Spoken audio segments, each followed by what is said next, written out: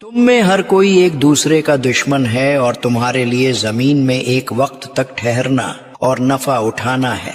تم اسی میں زندگی بسر کرو گے اور اسی میں مرو گے اور اسی سے اٹھائے جاؤ گے۔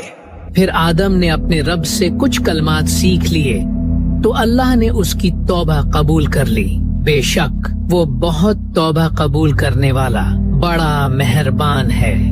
اے میرے خداوندہ، مجھے درگزر فرما اور میری اس تنہائی کا مداوع فرما دے۔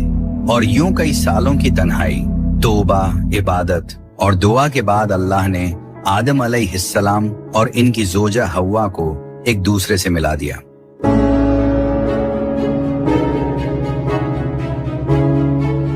اور پھر اللہ نے آدم علیہ السلام اور حوا کو دو بیٹوں سے نوازا۔ ان میں سے ایک کو حابیل کہا گیا اور دوسرے کو قابل۔ قابل بڑا ہو کر کاشتکاری کرنے لگا جبکہ حابیل بھیڑ بکریاں چرانے لگا۔ ایک دن دونوں بھائیوں میں ایک موضوع کو لے کر اختلاف پیدا ہو گیا۔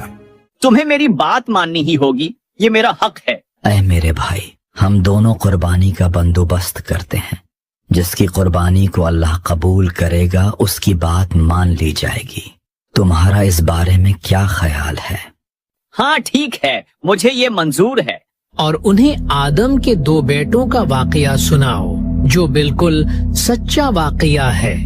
جب دونوں نے قربانی پیش کی تو ایک کی قربانی قبول کی گئی اور دوسرے کی قبول نہ کی گئی تو اس نے کہا، مجھے قسم ہے میں تجھے مار ڈالوں گا۔ خود پر قابو رکھ میرے بھائی، اللہ اسی کی قربانی قبول کرتا ہے جسے اللہ کا ڈر ہو۔ بے شک اگر تو مجھے قتل کرنے کے لیے اپنا ہاتھ مجھ پر بڑھائے گا تو میں اپنا ہاتھ تجھ پر نہیں بڑھائے گا۔